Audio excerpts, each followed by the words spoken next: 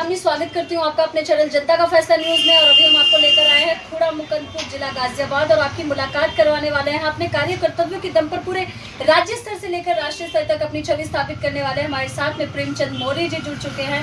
युवा बीजेपी नेता के रूप में इनकी प्रतिष्ठित छवि स्थापित है। अपने बाल्यकाल से ही विद्यार्थी परिषद के भी लीडर रह चुके हैं और साथ ही साथ यहाँ की जन समस्याओं को लेकर जो है विभिन्न प्रकार के कार्य करते रहते हैं। अगर बात करें वर्तमान की जो चुनावी कार्यकाल, चुनावी दौर चल रहा है, इस विषय में सभी लोगों के जो है विचार को हम आपको अपडेटेड करवाते रहते हैं। प्रेमचंद मौर्य जी हमारे साथ जुड़ चुके हैं। सर्वप्रथम आपका स्वागत करते हैं अपने चैनल जनता का फैसला न्यूज में। नमस्कार मित्रों, देखिए आज देश की स्थिति और परिस्थिति पहले से बहुत ज़्यादा सक्षम है। सरकार ने बहुत ज़्यादा देश की सुरक्षा पे भी कार्य किया है, देश के रोजगार पे भी काम किया है सरकार ने। अभी वर्तमान में स्थिति उत्तर प्रदेश में चुनावी चल रही है जो कि पूर्णतः भाजपा के पक्ष में है। जनता निष्पक्ष रूप से भाजपा को समर्थन कर रही है और उम्मीद है कि पहले से बेहतर सीटें लेकर के भारतीय जनता पार्टी निकलेगी। विपक्षी दलों का जो है समय समय पर बयान आता रहता है कि इस बार भाजपा साफ हो जाएगी उत्तर प्रदेश में, कहां तक सच्चाई है? ये एक मनगढ़ंत एक तरह से रूमर फैलाया जा रहा है ताकि जनता अपने विचारों को बदले और सोचे कि नहीं कोई और जीत रहा है, हम उसके साथ जाएं, जबकि ऐसा कुछ नहीं है। जनता को ये पूर्ण रूप से पता है कि कौन आ रहा है। निर्णायक की भूमिका जनता की रही है और रहेगी। गरीब शोषित वंचित वर्ग के विकास के लिए भारतीय जनता पार्टी द्वारा क्या क्या कार्य किए जाएंगे? देखिए, गरीबों के लिए कहते हैं कि यह देश कृषि प्रधान देश है और जहां सबसे अधिक संख्या होती है कृषि को देखते हुए सरकार ने कृषि सुरक्षा से लेकर के कृषि की विपत्तियों के समाधान से लेकर के उसके द्वारा किए गए कार्यों को अपनाने की भी स्थिति को पूर्ण रूप से मजबूत किया है भारतीय जनता पार्टी। अगर बात कर रहे हैं आप कृषि की, तो कृषि के लिए तो विपक्ष में पूरा देश के किसानों ने यहाँ पर जो है आपके गाजीपुर बॉर्डर पर धरना दिया था। अगर कृषि विकास के लिए इतना कार्य किया था तो उन लोगों की स्थिति ऐसी क्यों की गई? देखिए, किसान कभी भी इतना ज़्यादा समय निकाल करके अपनी कृषि भूमि को छोड़ करके धरना प्रदर्शनों में शामिल नहीं होता है। ये जो भी लोग थे और जैसे भी लोग थे, ये पूरा देश जानता है कौन लोग थे। भारत का ध्वज नीचे करने वाले और अपना ध्वज ऊपर करने वाले लोग किस मानसिकता किस प्रवृत्ति के होंगे, वह आप और हम सब अच्छी तरह समझ सकते हैं। क्या लगता है इस क्षेत्र की जो जनता है, आपकी उनकी प्रमुख समस्या क्या है वर्तमान में? यहाँ की जो समस्याएं थी वह 70% तो भारतीय जनता पार्टी के कार्यकाल में निष्पक्ष रूप से जनता के हित में कर दी गई हैं कि जनता आज की तारीख में बहुत खुश है और समस्त समस्याओं का उन्होंने सॉल्यूशन किया है भारतीय जनता पार्टी ने। केवल एक समस्या रह गई है, खासकर इस खोड़ा कॉलोनी जो जिला गाजियाबाद में है, केवल जल आपूर्ति की समस्या, जिसको यहाँ के सांसद ने भी बड़े जोर शोर से उठाया, विधायक ने भी उठाया, चेयरमैन ने भी इसकी मांग की योगी जी से मिलकर के कि भाई यहाँ की जो जल की समस्या है उसे जल्द से जल्द निस्तारित की जाए। और ये चुनाव बीत रहा है, विधायक जी का सबसे पूर्ण वादा, सबसे प्रथम वादा और सबसे प्रथम कार्य यही रहेगा कि यहाँ की जनता का जो जल का मामला है उसे निष्कासित करने निर्धारित कर दिया जाए कि कैसे मिलेगा, कहाँ से मिलेगा। राष्ट्र की एकता, अखंडता, एकजुटता एवं समरसता को बनाए रखने के लिए भारतीय जनता पार्टी क्या कार्य कर रही है?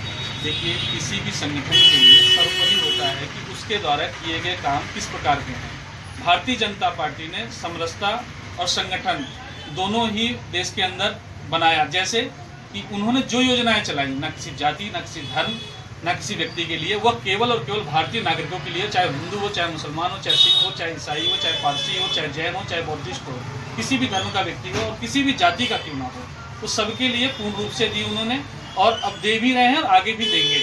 मुझे तो जहाँ तक लगता है, जो कि जनता का कहना है कि भारतीय जनता पार्टी के कार्य है कि राम मंदिर बनवा दिया, चाहे वो जो है कश्मीर से जो है 370 हटा दी, इससे क्या देश का विकास होगा?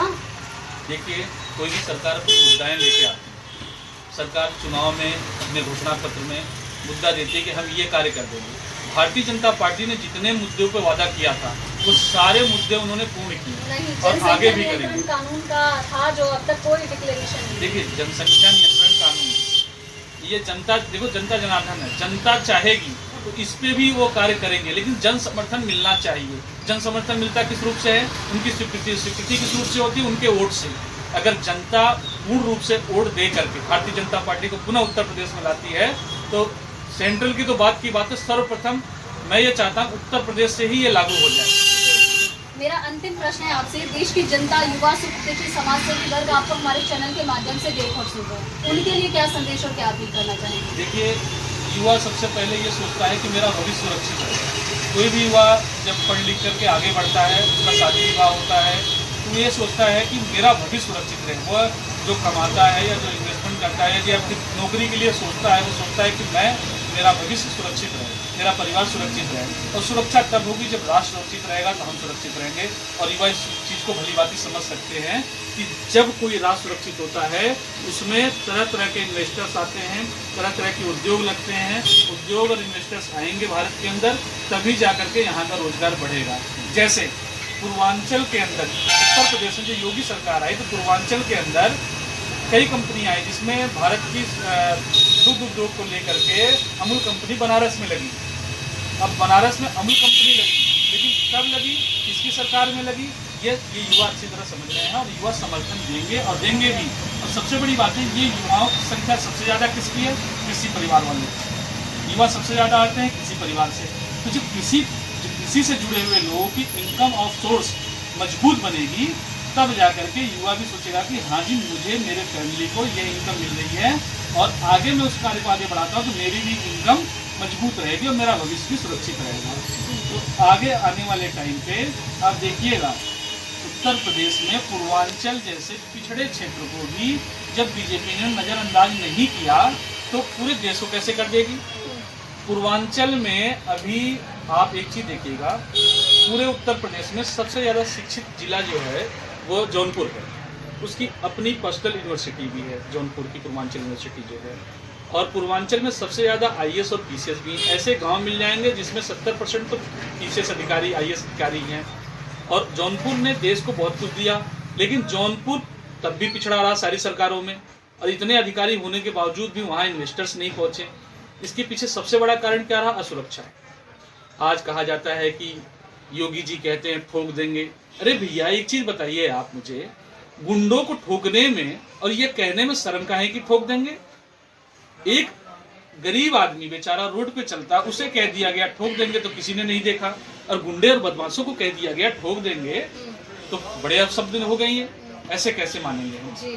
तो मेरा ये कहना है कि भारतीय जनता पार्टी ठीक कर रही है और ठीक करेगी हर क्षेत्र। बहुत ही अच्छी जानकारी का साझाकरण माननीय आपके द्वारा। एक मध्यम वर्गीय परिवार में जन्मे प्रेमचंद मौर्य जिसे हम बात कर रहे थे, मुकुंदपुर की क्षेत्रीय जनता के हमेशा जो है समस्याओं के प्रति हमेशा तत्पर एवं मुखर रहने वाले प्रेमचंद मौर्य जी ने कहा कि देश का एक मुखी विकास केवल संभव है तो वो भारतीय जनता पार्टी को वोट देकर ही आप जो है राष्ट्र को सशक्त बना सकते हैं। एवं साथ ही साथ उन्होंने जनता से भी अपील की कि गरीब शोषित वंचित वर्ग के विकास के लिए, राष्ट्र की एकता, अखंडता, एकजुटता, समरसता को बनाए रखने के लिए जो नरेंद्र मोदी जी की जो सरकार है उनकी अपेक्षा आज तक किसी ने भी कार्य नहीं किया। अगर देश को सशक्त बनाना है तो जो है भाजपा का आना अत्यंत आवश्यक है। एक्सक्लूसिव रिपोर्ट बाय कामनी झा, जनता का फैसला news channel, camera person Reena Singh के साथ। Thank you so much.